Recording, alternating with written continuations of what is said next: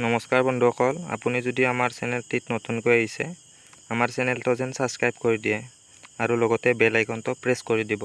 ধন্যবাদ। হেল্ল' বন্ধুসকল, আজি আপোনালোকক দেখাম 20 ফুট বাই 34 সাইজৰ এটা ঘৰ। বহলটো আছে 20 ফুট আৰু দীঘলটো আছে 34 ফুট আৰু হাইটটো আছে 10 ফুট 6 ইঞ্চি।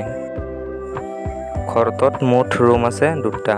প্ৰথম ৰুমটোৰ সাইজ হৈছে 18 ফুট বাই 16 ফুট আৰু দ্বিতীয় ৰুমটোৰ সাইজ হৈছে 16 ফুট বাই 20 ফুট আৰু বাৰাণ্ডাখনৰ বহলটো আছে 4 ফুট।